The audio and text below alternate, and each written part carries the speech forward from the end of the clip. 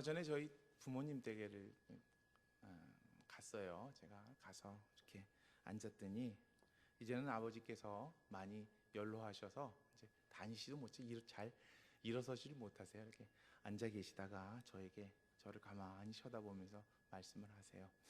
힘들어 보인다. 힘들지 않니? 그러시더라고요. 그래서 제가 예, 많이 힘드네요. 그랬더니 네 나이대가 아마 그럴 거다.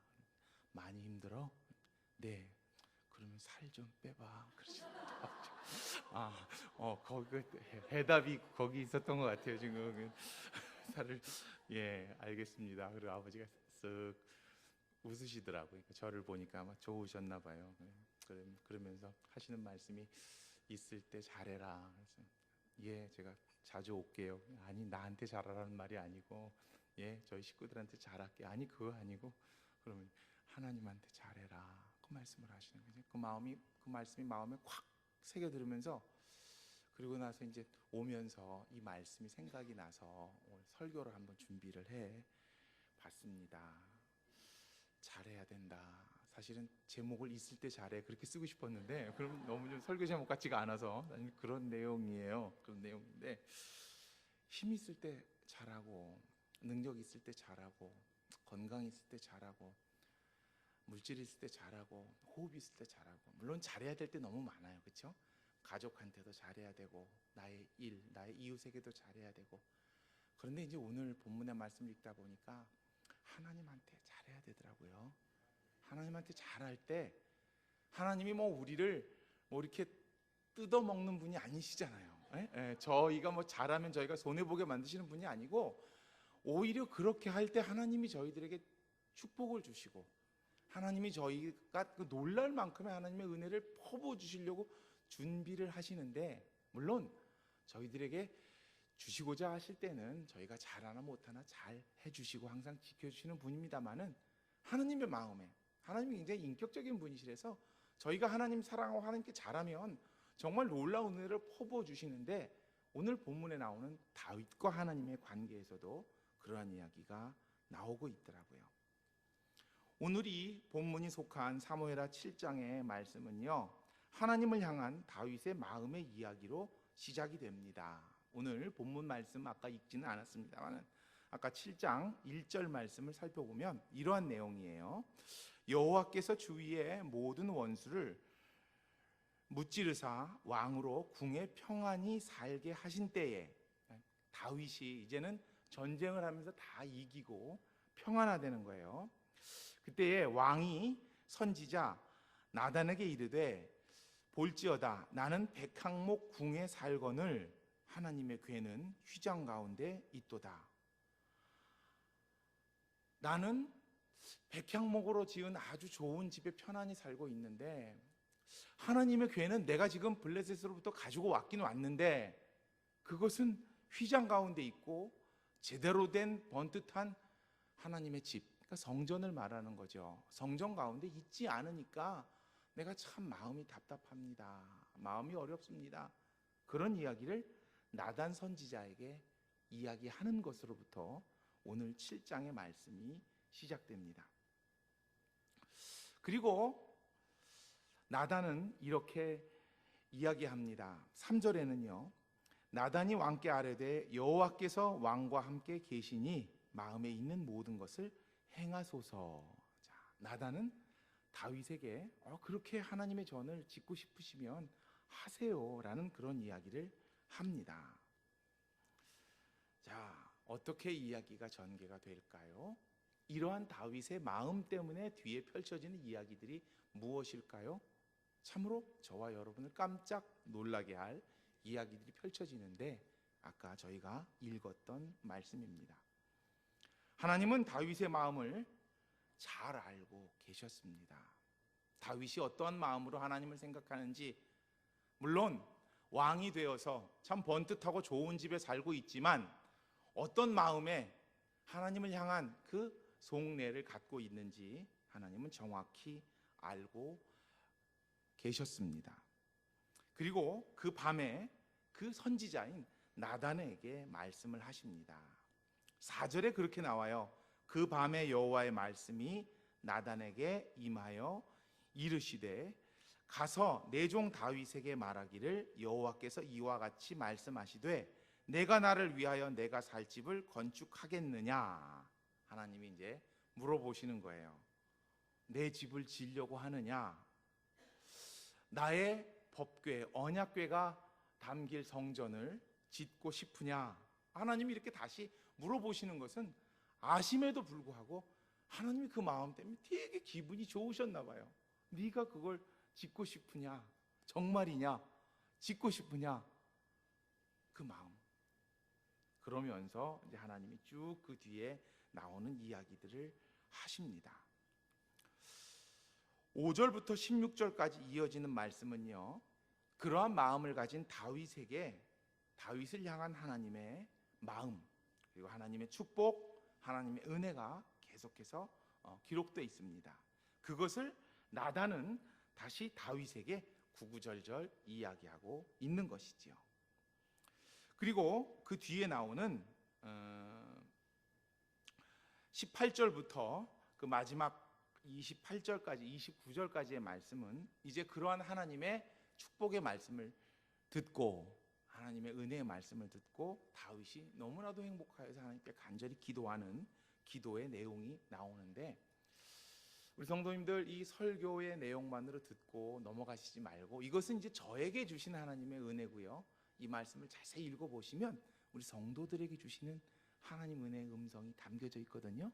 꼭 이번 주 중에 한번 천천히 이 말씀을 17장의 말씀을 읽으시면서 하나님이 나에게 어떤 복을 주시려 하는가 하나님의 마음을 아실 수 있기를 소망하는데요.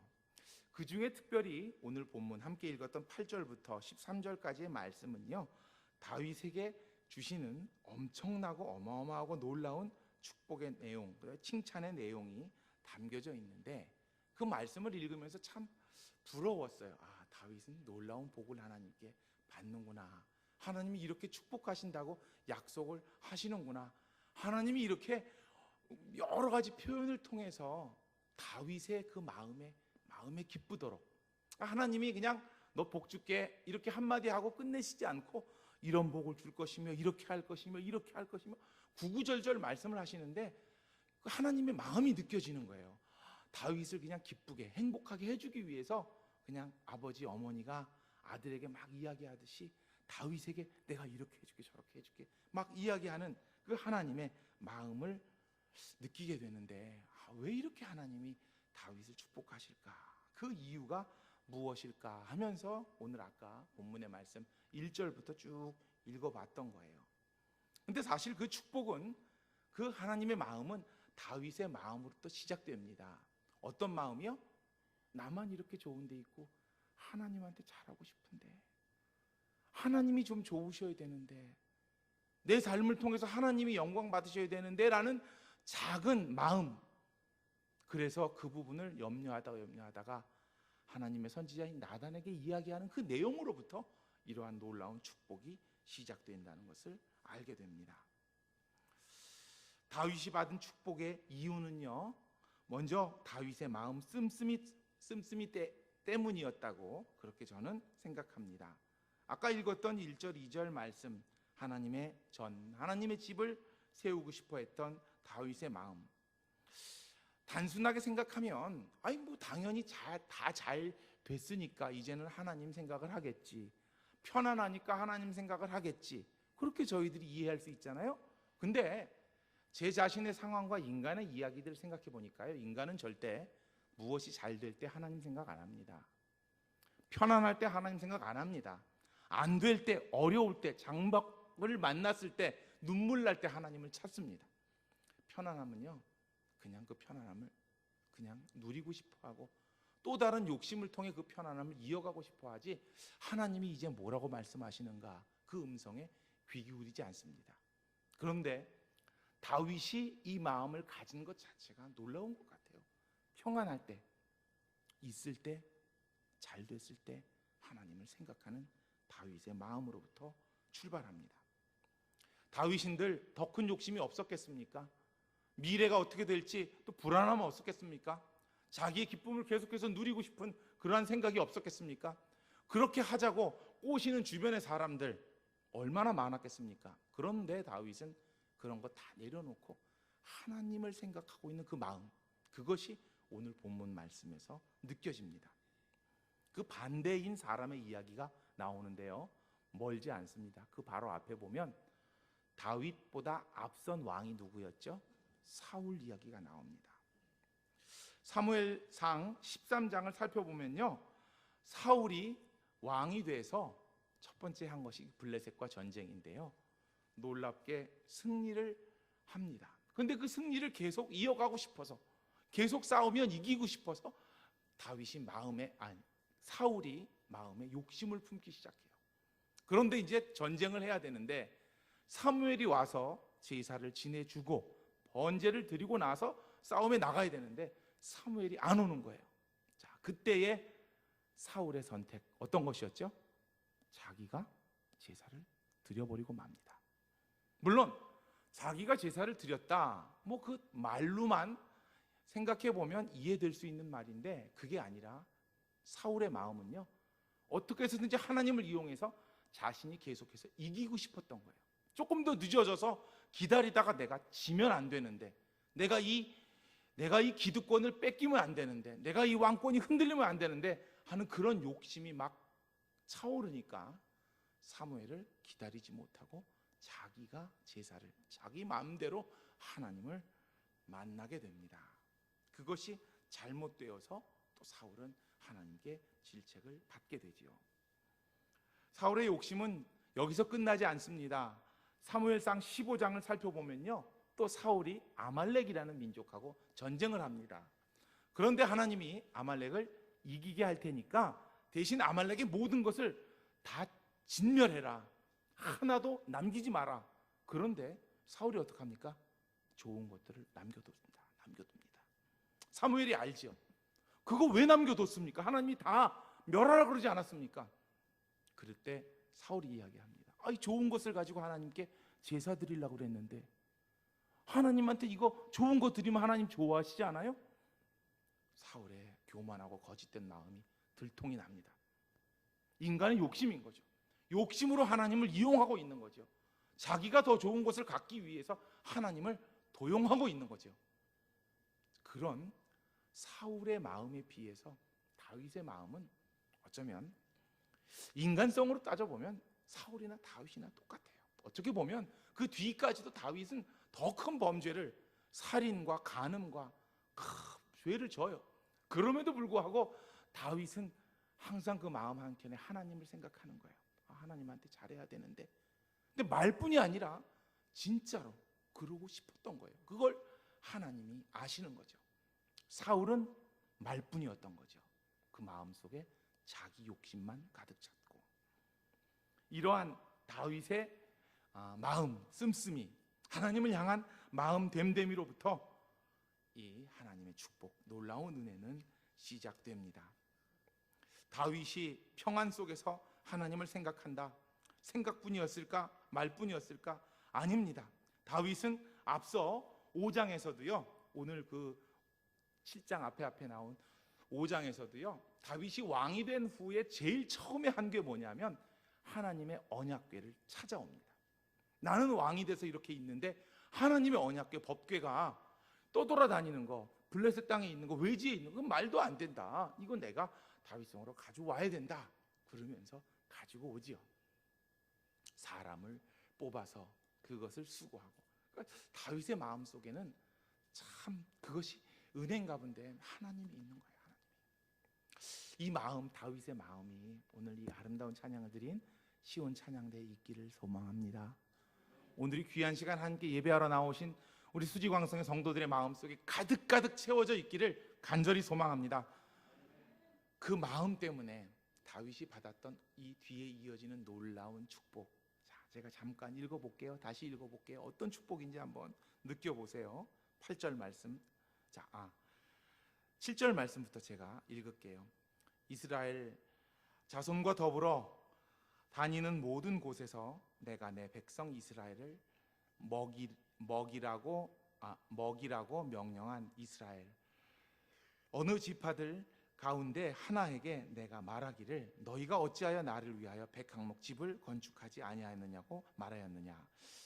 그러므로 이제 내 종 다윗에게 이와 같이 말하라. 만군의 여호와께서 이와 같이 말씀하시기를 내가 너를 목장 곧 양을 따르는 데에서 데려다가 내 백성 이스라엘의 주권자로 삼고 내가 가는 모든 곳에서 내가 너와 함께 있어 내 원수를 내 앞에서 멸하였음즉 땅에서 위대한 자들의 이름같이 내 이름을 위대하게 만들어 주리라. 내가 또 내 백성 이스라엘을 위하여 한 곳을 정하여 그를 심고 그를 거주하게 하고 다시 옮기지 못하게 하며 악한 종류로 전과 같이 그들을 해하지 못하게 하여 전에 내가 사사에게 명령하여 내 백성 이스라엘을 다스리던 때와 같지 아니하게 하고 너를 모든 원수에게서 벗어나 편히 쉬게 하리라. 여호와가 또 내게 이르노니 여호와가 너를 위하여 집을 짓고. 자, 이렇게 하나님께서는 계속 다윗에게 놀라운 약속과 놀라운 축복을 말씀을 하시는데, 하나님이 함께 하시고 다윗이 하나님의 전을 짓겠다고 했는데, 아까 12절 말씀 살펴보면요, 11절 끝에 말씀 살펴보면요, 여호와가 너를 위하여 집을 짓겠다. 오히려 다윗이 쉴 수 있는 집, 다윗이 거주할 수 있는 집, 다윗의 나라의 집을 하나님이 져주겠다고 그렇게 거꾸로 하나님께서 약속을 하십니다.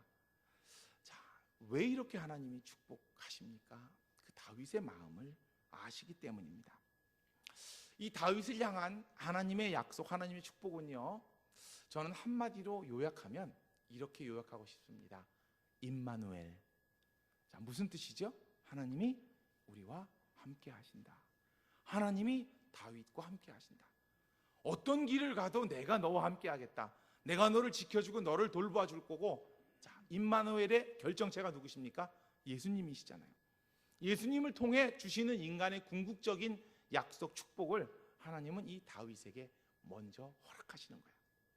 전 세대, 전 인류를 초월해서 하나님은 다윗을 지킬 것이고 다윗과 함께 하시리라. 이 놀라운 약속의 말씀, 축복의 말씀, 다윗의 것만이 아니라 이 자리에 모이신 우리 모든 성도들의 축복과 약속의 말씀이 되기를 소망합니다.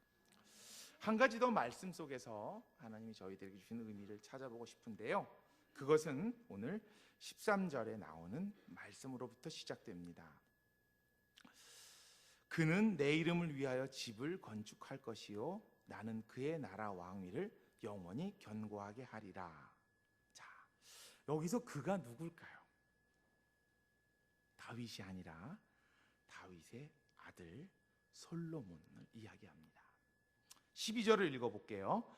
내 수완이 차서 내 조상들과 함께 누울 때에 내가 내 몸에서 날 씨를 내 뒤에 세워 그의 나라를 견고하게 하리라. 그는 내 이름을 위하여 집을 건축할 것이요. 하나님이 이 말씀을 다윗에게 주시는 것은요, 사실은 다윗이 하나님의 전을 짓겠다고 약속을 하고 이야기했지만 다윗이 지을 수가 없었습니다. 그것이 하나님의 뜻이었습니다. 인간이 그래 내가 나의 삶을 하나님께 드려야지, 하나님 내 삶을 다 받아주세요, 나의 건강, 나의 물질, 나의 시간, 나의 명예 하나님께 다 드리겠습니다 라고 약속을 한다고 해서 하나님 그거 다 콜랑 금방 받아가시는 분이 아니시다는 거예요. 하나님은 때가 있고 계획이 있고 하나님의 목적이 있으시거든요.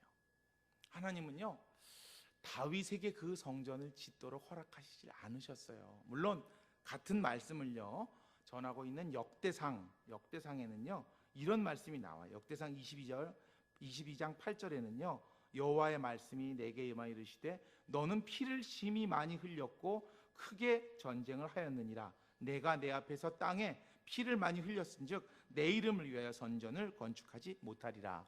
역대상에는요 다윗이 전쟁을 많이 하고 손에 피를 많이 묻혔기 때문에 하나님의 전을 짓지 못하게 했다라고 그렇게 역대기에는 또 기록되어 있습니다만은 저는 그 말씀보다 이 말씀이 마음에 와닿아요. 내가 잘 되는 것보다 내 아들 때에 이르게 하는 것. 그 유대의 전설에는요 이런 이야기가 있대요. 찾아보니까 다윗이 성전을 짓지 못한 이유가 하나님이 그 성전을 허물 것인데, 이제 예수님 시대 이후에 허물 것인데, 다윗이 그 아름답게 지은, 다윗이 손수 그 마음으로 지은 성전을 하나님이 도저히 허물 수가 없을 것 같아서, 성경에 나온 이야기는 아니고 유대 전설의 이야기래요. 다윗에게는 그것을 허락지 않고 솔로몬이 짓게 하였다라고 그렇게 유대에는 그런 이야기도 내려온다고 합니다. 그런 것 같아요. 하나님이 다윗을 너무 사랑하시는 것 같아요. 다윗을 통해서 모든 일을 하는 것보다 하나님은 네 아들이 할 것이니까 걱정하지 말고 너는 열심히 네가 할 일 해. 이게 하나님의 마음인가 봐요. 이 이야기를 들은 다윗의 마음이 얼마나 좋았을까. 저는 그 마음이 막 느껴져요. 내가 다 하는 게 아니라. 그리고 이 다윗 그 왕조 시대에는요, 아버지는 참 잘했는데 자식이 너무나도 잘못해서 악한 왕이 되고 실패하고 죽임을 당하고 그런 일들도 허다하더라고요. 그 뒤에 보면 그렇잖아요. 그런데 이 다윗에게 네 아들이 내 집을 질 거고 나한테 더 잘할 거니까 걱정하지 마라 하는 약속이 얼마나 좋은 약속일까요? 이렇게까지 하나님은 축복을 하십니다. 내가 널 지켜줄 거고 아무도 너를 넘어뜨리지 못할 거고 너의 나라가 영원할 거고, 그리고 그 성전은 네가 수고하지 않아도 돼. 네 아들 시킬 테니까 네 아들이 잘 지을 거야. 하나님이 만약에 저에게 그런 말씀하시면 하나님 감사합니다. 할렐루야. 저만이 아니라 제 아들까지 혹시 손주가 지으면 안 되나요? 뭐 그러고 싶을 것 같아요. 여러분 손주를 위해서도 기도해 주시고 자식을 위해서 기도해 주시고 여러분이 헌신하는 마음을 가지시기 바랍니다. 다윗의 그런 마음을 하나님은요, 그것 때문에 솔로몬이 있게 하시고 그것 때문에 하나님은 대대로 축복하셨다라는 그 말씀을 가만히 읽으면서 이 말씀 우리 성도들하고 같이 나눠야지. 이 말씀이 3000년 전의 다윗의 이야기가 아니라 오늘을 살아가고 있는 수지광성교회 성도들의 이야기가 돼야 될 텐데 라는 마음으로 말씀을 적어갖고 읽었는데, 우리 성도님들 다윗보다 더 놀라운 축복을 받으시기 바라고요.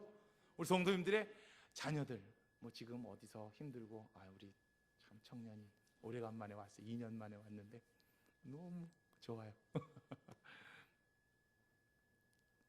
갑자기 이름이 증오가 왔는데 아까 성경 공부 청년 같이 하면서 너무 좋은데 어머니의 기도 때문에 증오가 잘 될 거고, 그렇죠? 증오의 기도 때문에 증오의 아들이 잘 될 거고, 성도님들의 기도와 예배와 찬양 때문에 하나님이 주시는 그 놀라운 축복을 자녀들에게 받게 하시는 다윗과 같은 참 아름다운 은혜와 축복을 받는 우리 모두가 되기를 간절히 소망합니다.